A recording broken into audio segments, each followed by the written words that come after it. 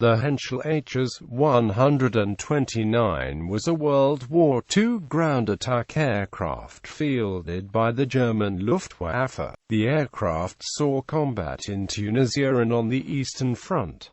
Design and development. By the mid-1930s, the German military, as well as its counterparts in other countries, had come to see the main role of ground attack aircraft as the interdiction of logistics and materiel, a task in which targets were often poorly protected and less likely to be protected by strong, well-coordinated defenses. For high-value, well-protected tactical targets, dive bombers had become the conventional solution. However, the experience of the German Condor Legion during the Spanish Civil War turned this idea on its head. Even though it was equipped with types unsuited to the role, such as the Henschel Hs 123 and cannon-armed versions of the Henschel He 112, the Condor Legion proved that ground attack aircraft were a very effective weapon. This led to support within the Luftwaffe for the creation of an aircraft dedicated to this role, and the Reichsluftministerium requested tenders for a specialized ground attack aircraft. It was anticipated that the main source of damage to such an aircraft would be small arms fire from the ground, meaning that the plane had to be well armored around its cockpit and engines. Similar protection was also needed in the canopy, in the form of 75 mm thick armored glass. The aircraft was expected to be attacking in low-level, head-on strafing runs, so the cockpit had to be located as close as possible to the nose, in order to maximize the visibility of its targets.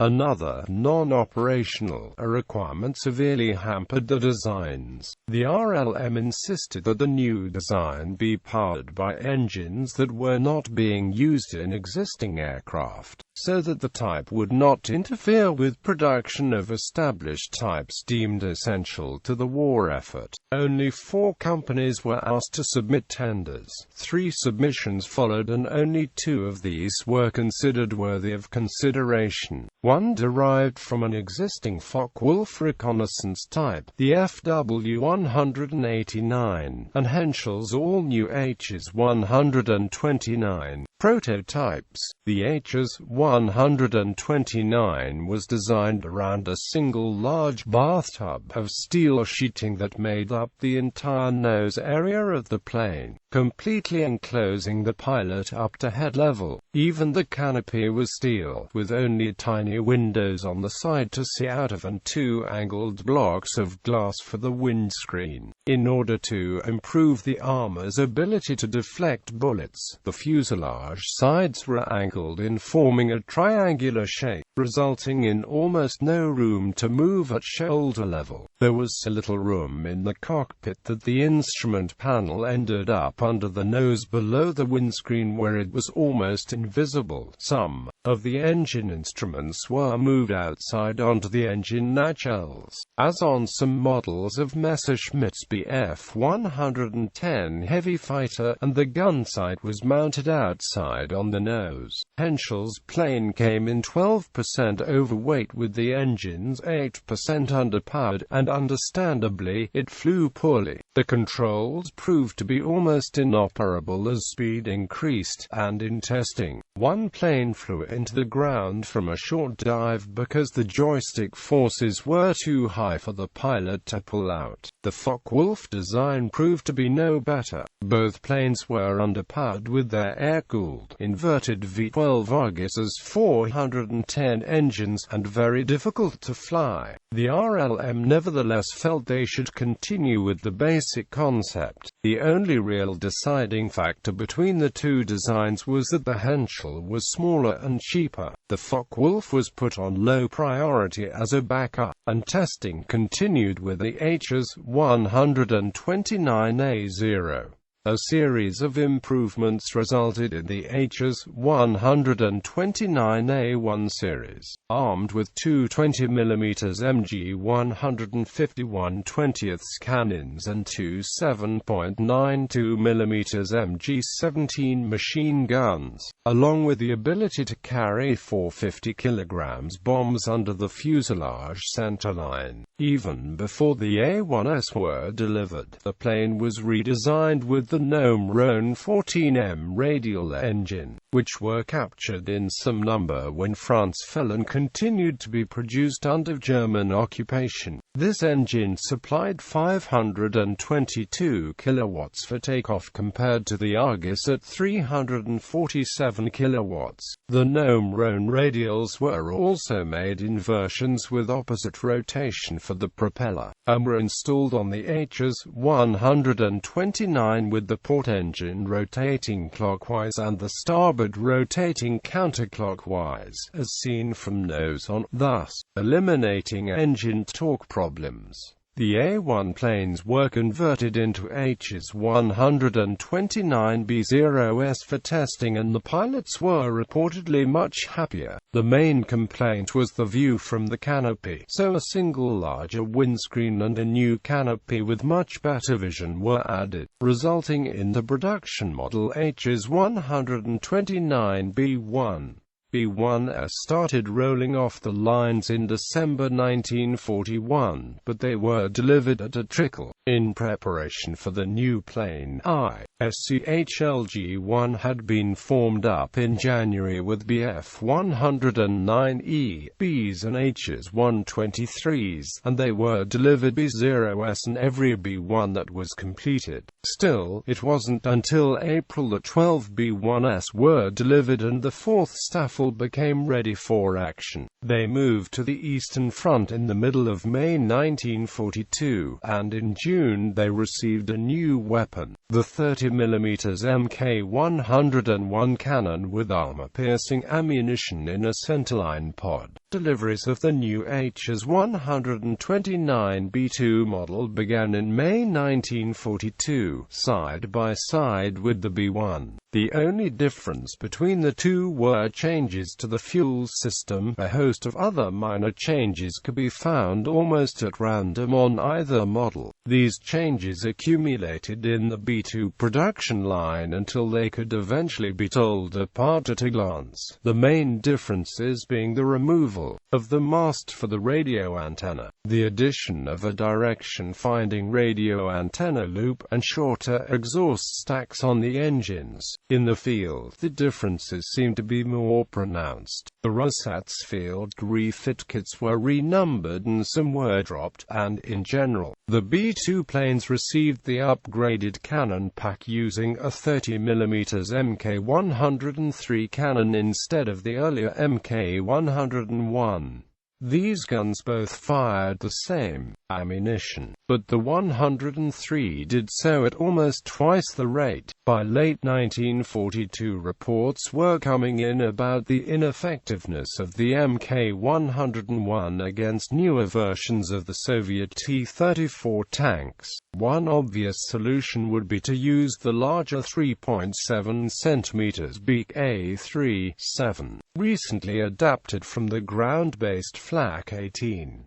These guns had already been converted into under-wing pod-mounted weapons for the Junkers Ju-87G, and found to be a fearsome weapon, despite the fact that only 12 shells per pod could be accommodated. When mounted on the Hs 129, the empty area behind the cockpit could be used for ammunition storage, which would address the only problem with the Ju-87's mounting, the limited ammunition supply. The B2R3 package introduced the BK3, 3.7 cm automatic cannon, but relatively few aircraft were converted in favor of the B3. Mounting the BK-7-5 Hs 129B3, it was decided that the 7.5 cm semi-automatic Rheinmetall Pak-40 anti-tank gun, which had already been adapted for use in the Junkers Ju-88P1, would be further modified for use in the Hs 129.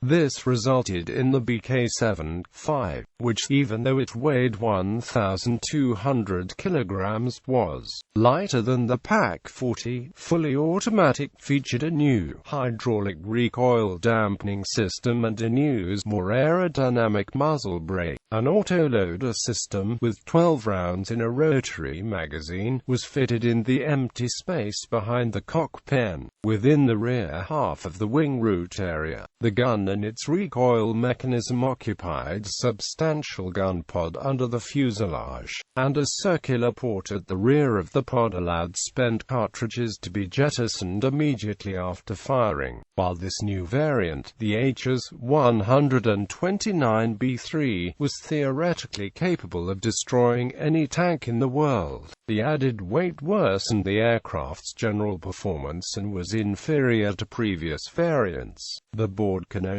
7.5 was the heaviest and most powerful forward-firing weapon fitted to a production military aircraft during World War II. The only other aircraft to be factory-equipped with similar caliber guns were the 1,420 examples of the North American B-25G and B-25H Mitchell, which mounted either a 75mm M4 cannon or lightweight E-13E1 or M5 versions of the same gun. These weapons, however, were hand-loaded, had shorter barrels and, or a lower muzzle velocity than the BK-7-5, resulting in lower ballistic performance, accuracy and rate of fire. The BK-7-5 was unsurpassed as a production aircraft-fitted gun until 1971, when the four-engine Lockheed AC-130E Spectre, equipped with a sideways-aimed, hand-loaded 105mm M102 howitzer of about 1,496 kilograms, entered service with the U.S. Air Force. The 1,200 kilograms BK-7-5 cannon installation in the Hs 129B3 was the heaviest forward-firing autocannon ever made for a series production military aircraft, until the introduction of the Fairchild Republic A-10 Warthog, with its General Electric GAU-8 Avenger 7-barreled 30mm anti-tank Gatling cannon, main armament coming in at a total weight of up to 1,830 kilograms, with an ammunition load of some 1,100 shells included in a drum magazine integral to the weapon system, much like the much smaller 12-round magazine of the BK-7-5. From June 1944, only 25 examples of the Hs 129B3 arrived at frontline units before the production line was shut down in September. In the field, the B3 proved deadly, but its small numbers had little effect on the war effort.